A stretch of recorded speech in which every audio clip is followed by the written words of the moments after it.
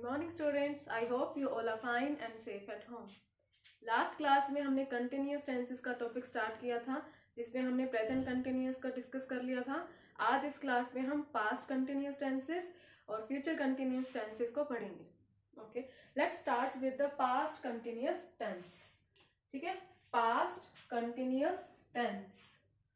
Past means ऐसे actions जो past में हो चुके हैं, और कंटिन्यूस मीन्स कि काम लगातार पास्ट में चल रहा था। उस काम को डिनोट करने के लिए पास्ट कंटिन्यूस टेंसेस का यूज किया जाता है। कैसे? जिसमें हम क्या पढ़ते हैं, स्ट्रक्चर्स को पढ़ते हैं। स्ट्रक्चर्स कितनी कैटेगरीज में डिवाइड होता है? 3 कैटेगरीज में। So first is affirmative sentences. Okay, first is affirmative sentences. In sentences का स्ट्रक्चर हम पास्ट कंटिन्यूस टेंसेस के अकॉर्डिंग कैसे बनाते हैं? सबसे पहले subject plus was verb plus V1 plus ING। जैसे हमने पढ़ा था कि जब कंटिन्यूस टेंसेस होता है तब हम V1 प्लस ING का यूज करते हैं। And then object, S stands for subject, was verb helping verb जो पास्ट में यूज होती हैं। जैसे प्रेजेंट कंटिन्यूस टेंसेस में कौन सी हेल्पिंग वर्ब यूज हुई थी? Is am are. ठीक है, सो पास्ट में कौन सी होती हैं? वॉज या फिर वर्ब। सिंगुलर सब्जेक्ट के साथ वॉज एंड प्लूरल सब्जेक्ट के साथ वर्ब। नेक्स्ट इज, ये हमारा मेन एक्शन यानी मेन वर्ब। कंटिन्यूस के कारण हमें क्या लगाना है यहाँ पर? ING। देन हमारे सेंटेंस का ऑब्जेक्ट। तो ये हमारे अफर्मेटिव सेंटेंसेस का स्ट्रक्चर है। अगेन रिपीट करते हैं, subject plus was verb plus V1 plus ING plus object. Clear? Let us take an example. He was running in the park. He was running in the park.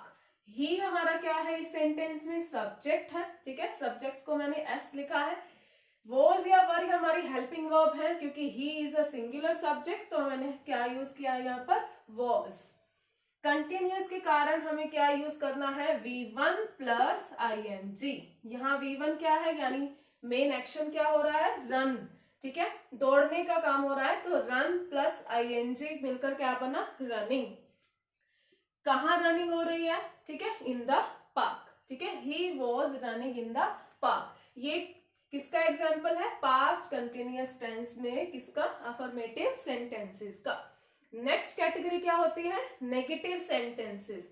Negative means हमें क्या लगाना होगा? Not, subject plus was verb plus not. ठीक है, क्या लगाना है इसमें? Not plus V1 plus ING plus object. Clear? Subject plus was verb plus not plus V1 plus ING plus object. Example लेते हैं। They were not making the posters. वो अपने पोस्टर्स नहीं बना रहे थे। ठीक है, थे मतलब पास्ट की बात हो गई, और कंटिन्यूटी में काम हो रहा था मतलब नहीं हो रहा था, इसलिए हमने नॉट मेकिंग का वर्ड यूज किया है। Make plus ING। ठीक है, V1 plus ING, make plus ING मिलकर क्या बना? मेकिंग। ओके, ई यहां से कटकर क्या बन गया? मेकिंग। द पोस्टर्स क्या है हमारा यहाँ पर? ऑब्जेक्ट। सब्जेक्ट दे and verb is a helping verb.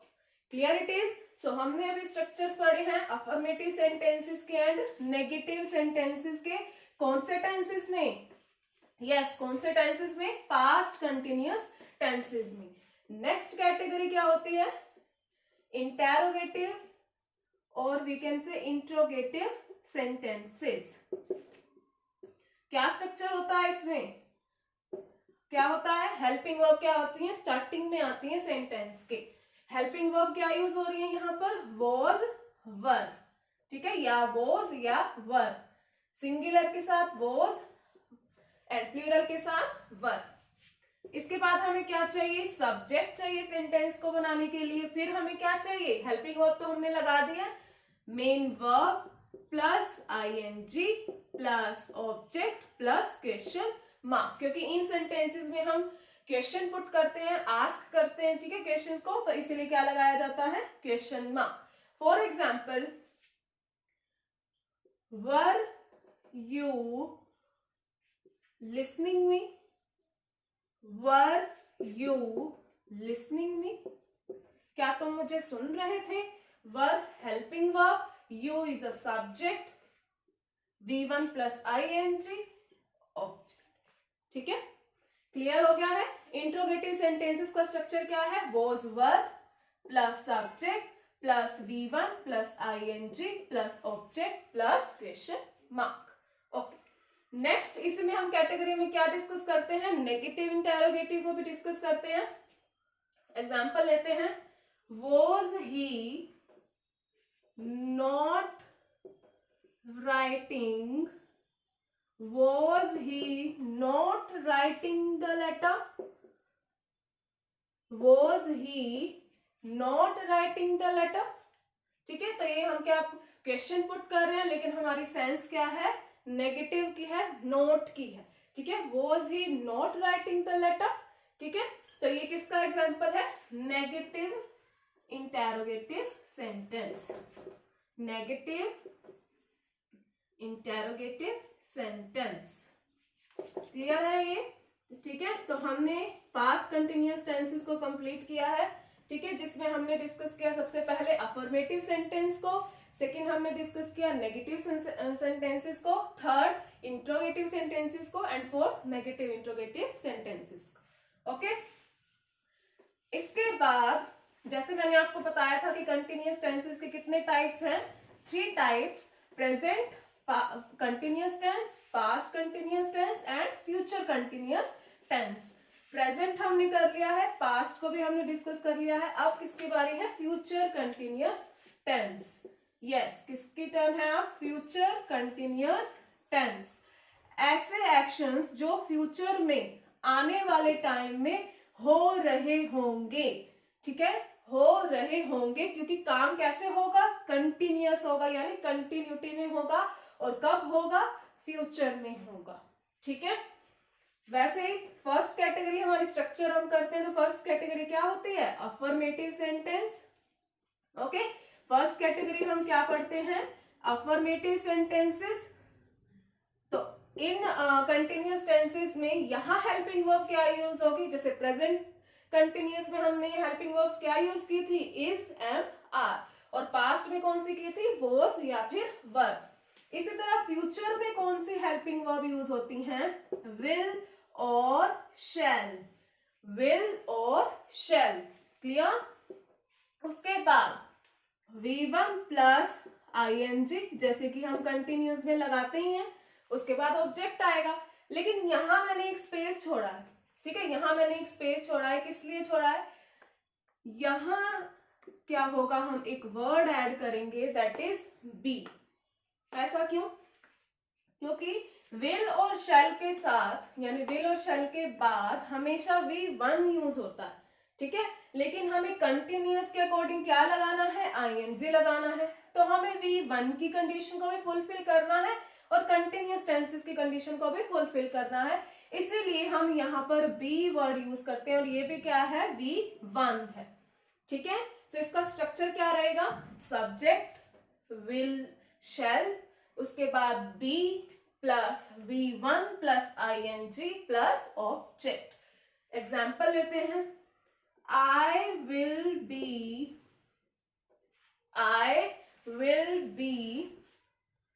playing tomorrow. मैं कल खेल रहा हूंगा. ठीक है, I will be playing. tomorrow means future की बात हो गई है. ठीक है, विल के साथ हमने क्या ऐड किया है? बी. इसको हमेशा ध्यान रखना है, ऐसे नहीं करना कि बी को छोड़कर सीधा विल प्लेइंग. नो, विल के बाद बी, देन आफ्टर आपका मेन वर्ब जिसके साथ आपको ing लगाना है. ठीक है, उसके बाद आपका ऑब्जेक्ट. ओके, ये हो गया हमारा अफर्मेटिव सेंटेंसेस का पार्ट. सेकंड स्ट्रक्चर हम क्या पढ़ते हैं? नेगेटिव सेंटेंसेस का. किसका पढ़ते हैं? नेगेटिव सेंटेंसेस का. क्या लगाना है? हम इसमें नोट लगाना है. ठीक है, इसी सेंटेंसेस को मैं नेगेटिव बना देती हूं. I will not be playing tomorrow. I will not be playing tomorrow. मैंने इसको क्या बनाया है, नेगेटिव। नेगेटिव बनाने के लिए क्या लगाना पड़ता है, नॉट, और वो किसके आफ्टर लगेगा, विल के आफ्टर लगेगा। I will not be playing tomorrow। तो इसके अकॉर्डिंग स्ट्रक्चर क्या बना, सब्जेक्ट प्लस विल या फिर शेल, जिसमें हमने पढ़ा था आप किसी भी सब्जेक्ट के साथ विल या शेल में से कोई भी लगा सकते हो। फिर हमने नोट लगाया, फिर बी लगाया, then after V1 plus ing लगाया, उसके बाद में ऑब्जेक्ट लगाया।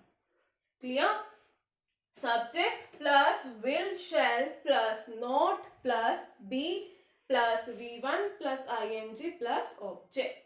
ये स्ट्रक्चर हो गया हमारा नेगेटिव सेंटेंसेस का। देन आफ्टर हमें किसका स्ट्रक्चर पढ़ना है, यस बताओ किसका पढ़ना है, इंट्रोगेटिव सेंटेंसेस। यस, किसका पढ़ना है, इंट्रोगेटिव सेंटेंसेस। कौन से होते हैं इंट्रोगेटिव सेंटेंसेस, जिनमें हम कुछ क्वेश्चंस पुट करते हैं, ठीक है, एक्शन से रिलेटेड हम कुछ क्वेश्चन पुट करते हैं, उन सेंटेंसेस को क्या कहा जाता है, इंट्रोगेटिव सेंटेंसेस। ओके, तो इसमें स्ट्रक्चर क्या होगा, यस बताइए। विल शेल हमें क्या लगाना पड़ेगा, स्टार्टिंग में, क्योंकि हेल्पिंग वर्ब कहाँ आती है, सब्जेक्ट के स्टार्टिंग में। सो विल शेल, उसके बाद हमें क्या लगाना है, सब्जेक्ट लगाना है, बिल्कुल सही। उसके बाद क्या लगाना है, V1 प्लस ing नहीं लगाना है, क्या लगाना है, पहले बी, फिर लगाना है V1 plus ing plus object plus question mark. Clear, इसी के साथ हम नेगेटिव इंट्रोगेटिव का भी लिख देते हैं।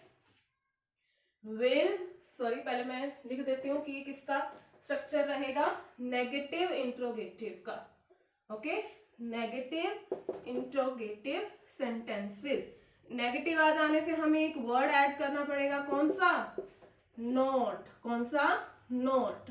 तो कैसे लगाएंगे देखते हैं। वैसे ही विल शेल स्टार्टिंग में आएगा क्योंकि एक इंट्रोगेटिव सेंटेंस है, प्लस सब्जेक्ट हमें लगाना है, फिर हमें नोट लगाना है, फिर be, then after V1 plus ing plus object plus question mark. Clear, let us take an example. Will you not coming, will you not coming, ठीक है, विल यू नॉट कमिंग, क्या तुम नहीं आ रहे होगे, यानी कि विल हमने सब्जेक्ट के स्टार्टिंग में लगाया है, फिर सब्जेक्ट लगाया, और यहाँ नोट लगाया है क्योंकि नेगेटिव इंट्रोगेटिव सेंटेंस का एग्जांपल है coming, it means V1 plus ing।